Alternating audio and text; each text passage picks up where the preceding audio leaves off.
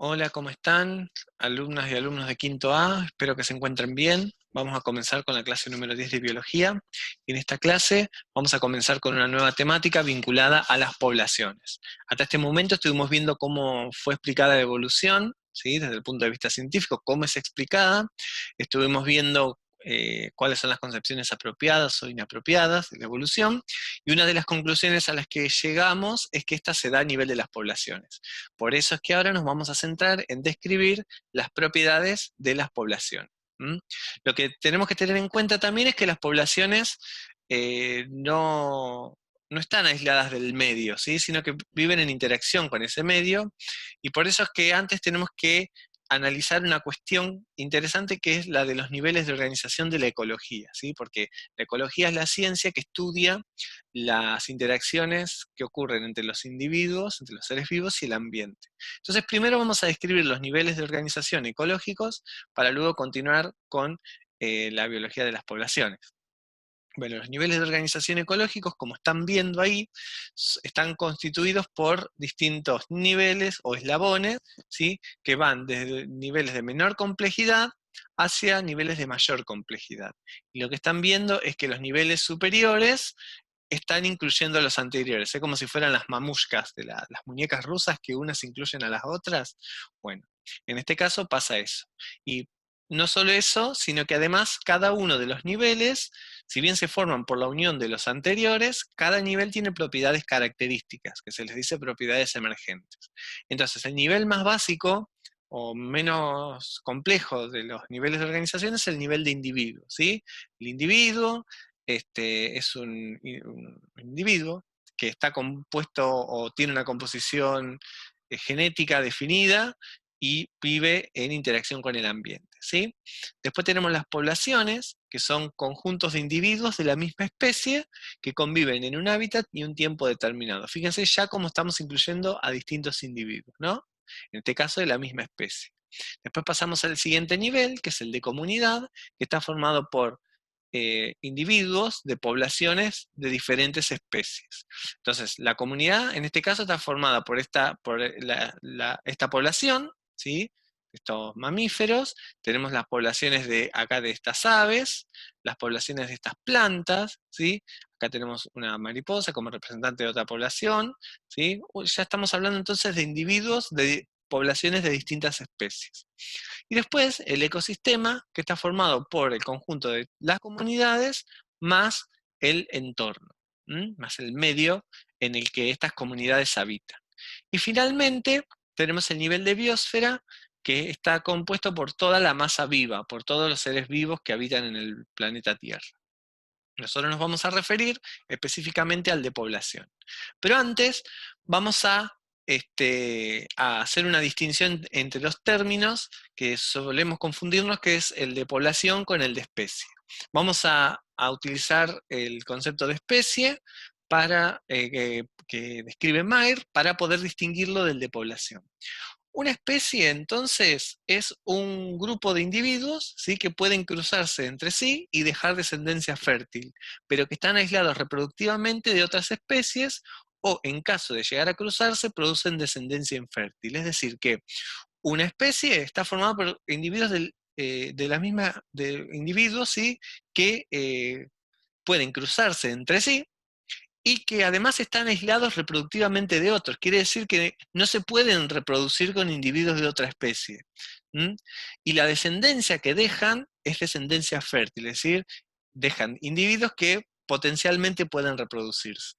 Ahora, puede ocurrir, como seguramente habrán oído o habrán escuchado en algún lado, de que hay individuos que se forman por la cruza de dos especies diferentes.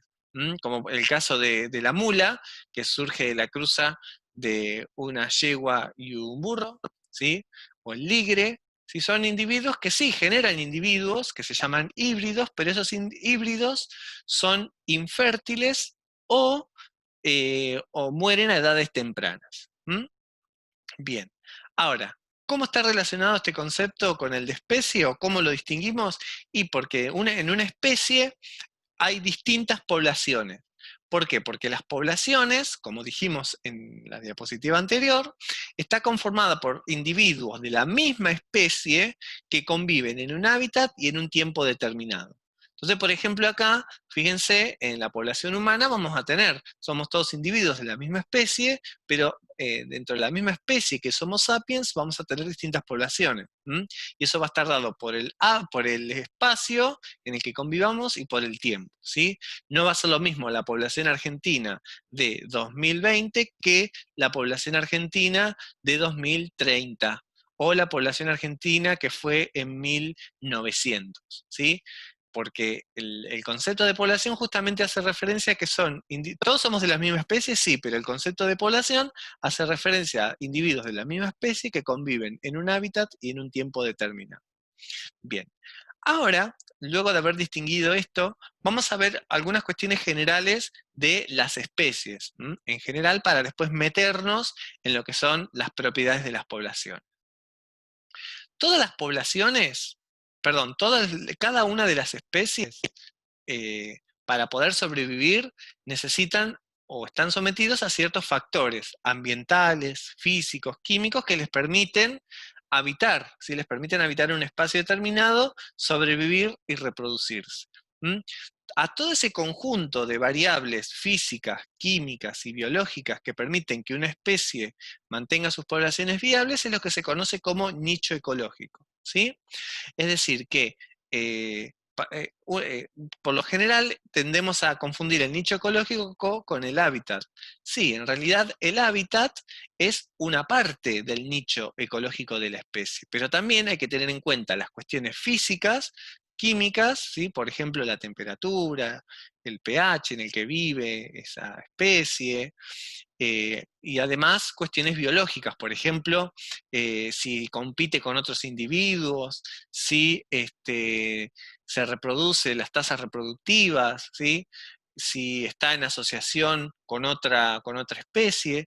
Todos esos factores hacen al nicho ecológico de una especie. Entonces yo acá anoté, por ejemplo, esto, ¿no? Pensemos el nicho como un hipervolumen, es decir, como el conjunto de variables físico-químicas de cada especie, y biológicas, ¿no? También. Entonces, por ejemplo, pienso en una especie X, la especie X ocupa, ¿sí? Un cierto nicho que está representado por la cantidad de temperatura que puede tolerar, la humedad que puede soportar, la cantidad de agua que necesita, el tamaño del alimento, ¿sí? Qué interacción realiza con otras especies. Es decir, que el nicho es todo el conjunto, ¿sí? Para poder saber el nicho de una especie, necesitamos saber todo el conjunto de variables, ¿sí? que permiten que esa población se mantenga estable. Entre ellos, el hábitat es una de esas dimensiones. Bien, hay dos dimensiones del nicho ecológico. Tenemos primero el nicho potencial o nicho fundamental, que es el nicho que ocupa una especie en ausencia de competidores. Entonces pensemos en esta especie A. Todo ese círculo representaría toda la cantidad o sí, la variedad de condiciones físicas, químicas y biológicas que permiten que esa especie se mantenga. Bien, pero ocurre muchas veces que por ahí nosotros requerimos un recurso X, por ejemplo, agua, pero está bien, tenemos toda el agua disponible para explotarla, pero en un sistema ideal, en la idealidad, en la realidad, lo que ocurre es que también hay otras especies con las que establecemos interacciones y competimos por ese recurso agua. Entonces, nuestro nicho fundamental se empieza a reducir. Entonces, ahí aparece la otra dimensión del nicho real, que es el nicho efectivo. Ese es el nicho ocupado por una especie en presencia de competidores. Fíjense, yo ahí anoté que puede ser menor o igual al nicho fundamental. Porque fíjense, ya este círculo naranja con las líneas se empieza a reducir, ¿sí? Porque empieza a compartir, ¿sí? o a competir, dependiendo con qué especie de qué especie estemos hablando, por ese recurso. Entonces se empieza a reducir ese nicho, ¿sí? Bien. Y una cuestión interesante que nos permite explicar esto es pensar ¿cómo es posible? ¿De qué manera podemos explicar que una especie, si hay, por ejemplo, estamos compitiendo por el mismo recurso, cómo es posible que se mantenga viable a lo largo del tiempo? Bueno, hay un principio que se llama el principio de exclusión competitiva, que dice que dos especies no pueden ocupar el mismo nicho ecológico en el mismo hábitat al mismo tiempo, ¿sí? Es decir, que si hay dos especies que compiten por el mismo recurso, a lo largo del tiempo las dos van a tener que hacer una repartición de ese recurso o una especie va a desplazar a la otra, ¿sí? Es como si yo fuera, por ejemplo, a un recital y tengo la butaca 5. ¿Sí? La butaca 5 representaría ese nicho ecológico. Dos especies, dos personas no pueden ocupar la misma butaca. ¿Sí? Entonces, para poder acceder a ese recurso van a tener que competir. ¿Sí? Y a lo largo del tiempo puede ocurrir que una especie desplace a la otra porque tiene más probabilidad de sobrevivir, porque tiene características más aptas, o puede ocurrir que las especies se dice que repartan ese nicho, ¿no? Que hagan una repartición de los recursos. Que diferencien, se dice que diferencian los nichos. Por eso yo acá tengo, fíjense, la especie A con su nicho ecológico y la especie B están compitiendo acá por un recurso X. A lo largo del tiempo van a tener van a competir por ese recurso, ¿m? Y lo pueden eh, repartir o una especie va a este, eliminar a la otra. Acá tenemos un ejemplo claro de estas 5 especies de gorjeadores que se vio que cada una de estas 5 especies lo que hacían es explotar el recurso árbol. ¿Sí? Lo que se vio es que ahora actualmente cada uno explota una parte distinta del árbol. ¿Sí? ¿Cuál es la explicación para esto? Y lo que se explicó de un principio fue que al principio estas especies competían por todo el árbol, pero a lo largo del tiempo empezaron a repartir ese nicho, ¿sí? Empezaron a hacer una repartición de los recursos, de modo tal que cada una de las especies explota o consume una parte distinta del árbol. ¿Sí? Entonces, para que pueda ocurrir esto, las especies tienen que tener aunque sea un poquitito de nicho ecológico fundamental, es decir, que tienen que tener un poquito, tienen que explotar un recurso, aunque sea que no haya explotado nadie, o que pueda explotar ella sola, para que no compitan por los recursos. Así que bueno, y les dejo esto, que vamos a ver la próxima, el concepto de población, que ya lo dijimos, que es un conjunto de individuos de una misma especie que comparten un lugar y un tiempo determinado, que son interfértiles y que tienen estas propiedades: la densidad, el tamaño, la distribución y la estructura de edades. Pero eso lo vamos a ver la próxima clase, ¿sí? Bueno, ¿qué vamos a hacer con todo esto? Van a tener 4 actividades, ¿sí? En la primera, bueno, tienen que ordenar los niveles de organización ecológicos de acuerdo a la complejidad, ¿sí?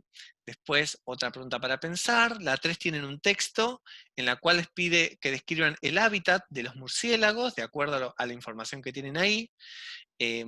Y después, con la información que tienen ahí, expliquen cuál sería el nicho ecológico de estos animales, como para poder distinguirlo del concepto de hábitat.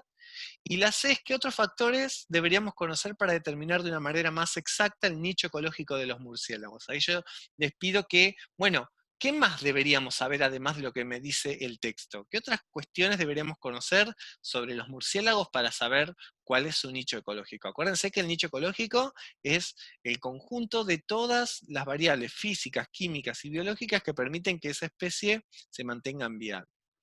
Entonces, con eso creo que van a tener elementos suficientes como para poder resolverlo. Y en la 4 tienen 4 especies distintas que están encerradas por distintos círculos, y la idea es que ustedes, en base a lo que observan, digan cuál de estas especies les parece que está en peligro de eliminación, cuál les parece que puede hacer uso de su nicho fundamental, es decir, ese nicho que posee una especie en ausencia de competidores, ¿m? Y cuáles son las especies que, si van a vivir juntas, van a hacer diferenciación de sus nichos efectivos, ¿no? O sus nichos reales. Bueno, la idea es que ustedes puedan explicarlo con sus palabras. De todas maneras, si surgen dudas, no duden en escribirme, yo voy a intentar contestarles a tiempo, y nos veremos seguramente en la clase sincrónica el lunes 7 de septiembre, ahí también van a poder evacuar las dudas que tengan. Así que bueno, les mando un abrazo y seguimos en contacto.